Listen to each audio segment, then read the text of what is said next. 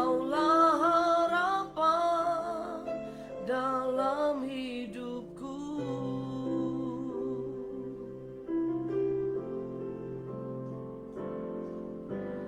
Bukan dengan kekuatanku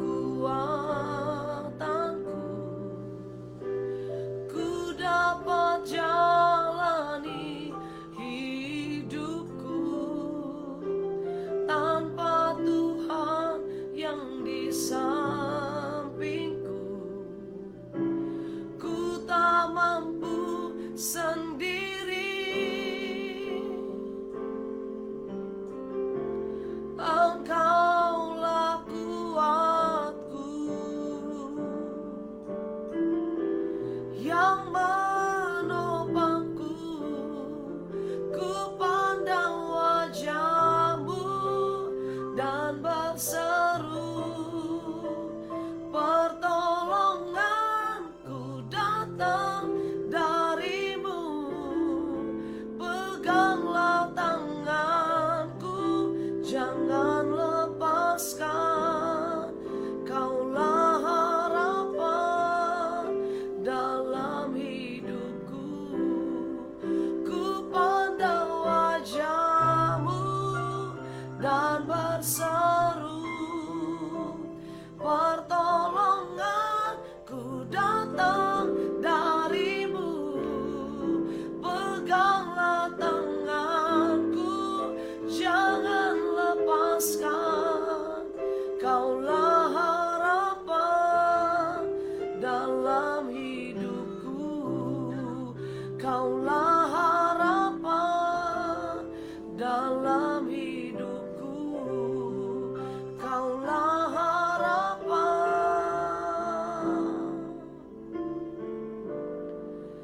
dalam hidupku.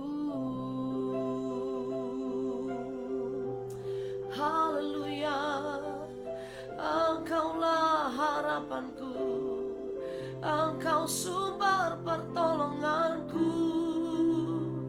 Terima kasih Yesus, kami bersyukur Tuhan. Haleluya. Terima kasih Tuhan, terima kasih Bapak. Pagi ini kami ada karena anugerah Tuhan.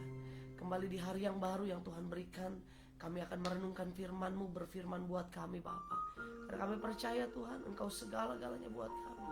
Ketika kami berjalan bersama Tuhan, berjalan dalam janji Tuhan, maka kami akan melihat sepanjang hari ini berkat Tuhan, anugerah Tuhan, kasih setia Tuhan selalu ada dan berlimpah-limpah atas kehidupan kami. Kami buka hati kami Bapa, kami mau renungkan firman-Mu. Di dalam nama Yesus kami berdoa. Haleluya, haleluya. Amin, haleluya, amin. Shalom saudara dikasih Tuhan, shalom, haleluya. Selamat pagi, kita ada dalam morning devotion. Saya percaya morning devotion, merenungkan firman Tuhan. Kita ada dalam perlindungan Tuhan dan berjalan bersama Tuhan sepanjang hari ini. Markus pasal yang kelima, ayat 25. Markus 5 ayat 25 berkata, adalah di situ seorang perempuan yang sudah 12 tahun lamanya menderita pendarahan. 12 tahun menderita pendarahan. Kata menderita sudah menjelaskan bahwa penyakit ini membuat perempuan ini sangat menderita. 12 tahun bukan waktu yang singkat, waktu yang cukup lama, saudara yang dikasihi Tuhan. Dan ini dialami oleh perempuan itu. Apa yang terjadi? 26 berkata, ia telah berulang-ulang diobati oleh berbagai tabib, sehingga telah dihabiskannya semua yang ada padanya, namun sama sekali tidak ada faedahnya. Malah sebaliknya keadaannya makin memburuk. 12 tahun menderita, sudah berulang-ulang diobati berbagai tabib, tidak ada hasilnya, semuanya sama, tidak memberikan perubahan terhadap dirinya. Habis uangnya dikatakan. Sudah coba banyak dokter, sudah coba banyak tabib, sudah coba banyak pengobatan, tetapi apa yang terjadi tidak ada perubahan. Bahkan uangnya habis, bahkan sama sekali tidak ada faedahnya. Malah dikatakan apa? Keadaannya makin memburuk. Situasi yang sangat buruk dialami oleh wanita yang mengalami 12 tahun pendarahan, saudara dikasih Tuhan.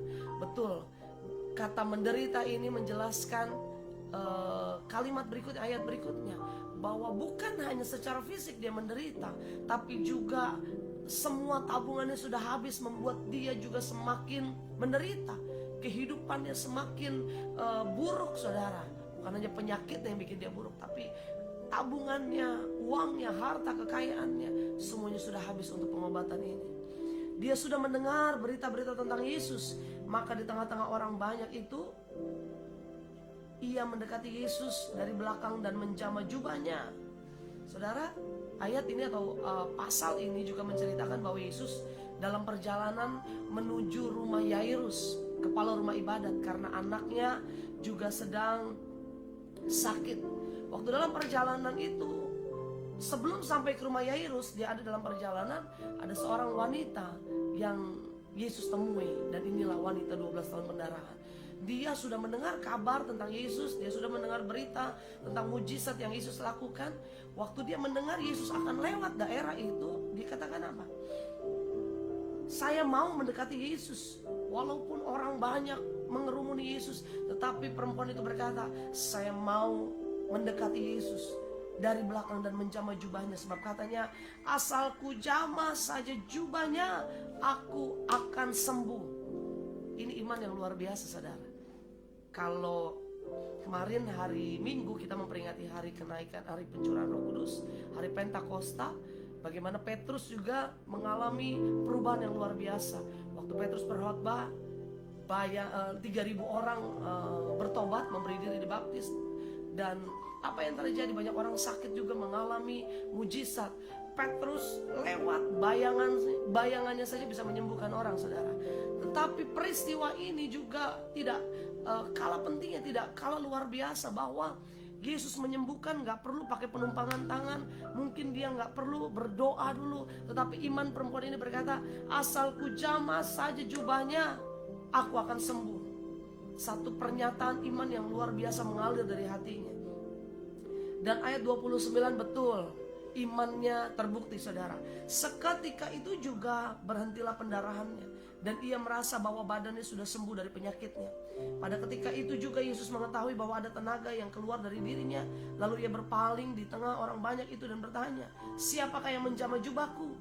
Murid-muridnya menjawab, engkau melihat bagaimana orang-orang ini berdesak-desakan dekatmu, dan engkau bertanya, siapa yang menjamah aku? Lalu ia memandang sekelilingnya untuk melihat siapa yang telah melakukan hal itu. Perempuan itu yang menjadi takut dan gemetar ketika mengetahui apa yang telah terjadi atas dirinya, dia tampil tersungkur di depan Yesus dan dengan tulus memberitahukan segala sesuatu kepadanya. Maka katanya kepada perempuan itu, hai anakku, imanmu telah menyelamatkan engkau. Pergilah dengan selamat dan sembuhlah dari penyakitmu. Saudara yang kasih Tuhan, 12 tahun bukan waktu yang singkat untuk perempuan ini alami penderitaan itu. Saya percaya hidupnya sudah diasingkan, hidupnya sudah dikucilkan. Mungkin tidaklah ada lagi keluarga yang mau bersama dengan dia, mengurus dia. Tidak ada lagi teman yang bisa dekat dengan dia. Tetapi apa yang terjadi, dia tahu bahwa masih ada harapan di dalam Yesus. Dia tahu masih ada pengharapan yang besar di dalam Yesus, yang walaupun dia belum pernah bertemu, tetapi dia mendengar kuasa itu, dia mendengar mujizat yang Yesus lakukan. Akhirnya pengharapan itu tidak pernah mengecewakan. Saudara, kadang-kadang hari-hari ini pengharapan kita taruh bukan sama Yesus. Pengharapan kita taruh sama uang kita. Pengharapan kita taruh sama pekerjaan kita. Pengharapan kita taruh sama kepintaran kita. Saya masih bisa, saya masih kuat, saya masih muda, saya masih banyak aset, masih banyak tabungan. Enggak, melayani Tuhan juga aman, enggak ikut Tuhan juga aman. Hidup saya aman-aman saja. Tetapi saya mau katakan hari ini, jangan tunggu engkau sakit dulu, jangan tunggu engkau lemah dulu, jangan tunggu engkau punya masalah dulu baru engkau berharap sama Tuhan. Tetapi hari ini carilah Tuhan selama ia berkenan ditemui. Berharaplah hanya kepadanya. Saudara yang dikasihi Tuhan, perempuan ini dengan iman, dengan pengharapan penuh sama Tuhan, dia bilang apa? Tidak ada satu orang lagi, tidak ada satu pribadi lagi yang bisa kuharapkan, tetapi masih ada Yesus yang mungkin dia tidak menumpangkan tangan terhadapku. Begitu banyak orang bersama dengan dia. Dia berusaha sekuat tenaga mendekati Yesus, berusaha sekuat tenaga mencari Yesus, dan dia tidak cari tangannya, dia tidak cari wajahnya. Yang dia cari cukup hanya juntai jubahnya, saudara. Dan apa yang terjadi? Yesus juga merasakan ada energi yang luar biasa yang keluar dari dirinya. Bahkan dia bertanya sama murid-muridnya, siapa yang menjamah aku? Siapa yang menjamah jubahku? Dia merasakan itu. Padahal banyak orang loh di situ. Bukan cuma jubahnya, saya percaya. Ada banyak orang nyenggol pinggangnya, nyenggol tangannya, nyenggol badannya. Tetapi karena energi itu dia rasakan keluar dari tubuhnya. Sehingga dia bertanya, siapa yang menjamah jubahku? Sampai murid-muridnya bilang apa? Pertanyaan yang lucu. Orang begitu banyak, tetapi Yesus malah tanya siapa yang menjamah. Tetapi Yesus bilang,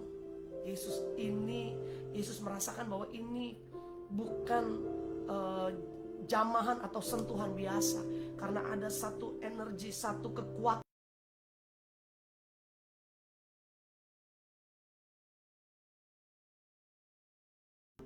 yang membuat energinya itu keluar.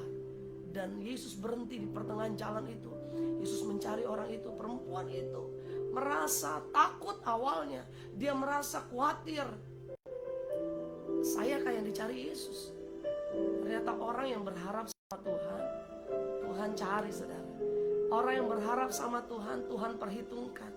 Dia dalam perjalanan penting untuk ada satu pelayanan untuk berdoa atau mendoakan atau menyembuhkan anak Yairus. Tetapi dia berhenti di pertengahan jalan itu. Karena dia mencari orang yang berharap sama Tuhan. Dia mencari orang yang imannya penuh sama Tuhan. Dan apa yang terjadi? Perempuan itu menjadi takut gemetar ketika mengetahui apa yang telah terjadi atas dirinya.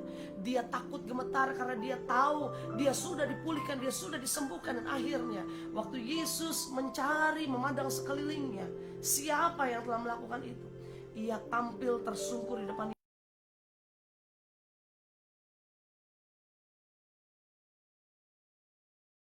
Kita cari Yesus dengan tulus, tersungkur, menyembah Tuhan, dan berharap sama Tuhan. Jangan berharap sama manusia. Pengharapan sama manusia pasti mengecewakan. Berharap sama suami mengecewakan. Berharap sama pasangan mengecewakan. Berharap sama anak-anak kayak kita orang tua mengecewakan. Berharap sama gembala juga bisa mengecewakan, saudara. Tapi berharap sama Tuhan tidak pernah mengecewakan kita. Dan apa yang terjadi?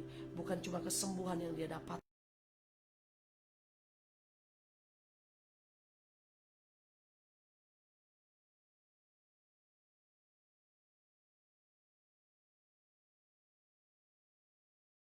Terima kesembuhan, tetapi dia juga terima keselamatan karena imannya yang luar biasa. Hari ini Tuhan mau kita berharap sama Tuhan, datang sama Tuhan dengan tulus hati, datang sama Tuhan dengan kesungguhan. Tuhan, I am nothing without you. Saya gak ada apa-apanya tanpa Tuhan, tetapi bersama Tuhan saya cakap lakukan perkara yang besar. Penyakitku pasti disembuhkan, keuanganku pasti dipulihkan, ekonomiku pasti kembali lagi. Pekerjaanku, usahaku, semuanya Tuhan sanggup pulihkan asal kita berharap sama Tuhan. Kita berdoa, haleluya. Terima kasih Bapa yang baik, terima kasih Tuhan. Kami belajar dari perempuan yang mengalami pendarahan 12 tahun. Tidak mudah dia lewati hari-harinya, tidak mudah dia lewati kehidupannya. Penderitaan yang begitu luar biasa dialami. Tetapi ketika dia mendengar nama Yesus, dia mengetahui berita tentang Yesus, dia tidak pikir panjang, dia mencari Yesus. Dia tidak mencari hal yang besar dari Yesus. Asalku jamah saja jubahnya, aku sembuh. Bukan soal jamahan jubahnya, tetapi iman yang besar yang ada dalam hati perempuan itu, yang Tuhan lihat dan Tuhan sembuhkan dia. Terima kasih Tuhan, kami mau belajar. Kami punya iman seperti iman wanita yang pendarahan 12 tahun ini. Iman yang besar, iman yang mengandalkan Tuhan, iman yang berharap sama Tuhan, menghadapi masalah dalam pekerjaan, usaha, rumah tangga, keuangan kami. Kami mau berharapnya sama Tuhan, karena pengharapan di dalam Tuhan tidak pernah mengecewakan. Berkati setiap anak-anakmu sepanjang hari ini, dalam pekerjaan, usaha, rumah tangga. Bahkan anak-anak kami diberkati Tuhan, keluarga kami diberkati Tuhan. Kami siap berjalan dalam janji Tuhan, berharap penuh sama Tuhan. Di dalam nama Tuhan Yesus kami berdoa, haleluya, haleluya, amin, haleluya, amin. Selamat berjalan dalam berkat Tuhan sepanjang hari ini. Tuhan Yesus memberkati, haleluya.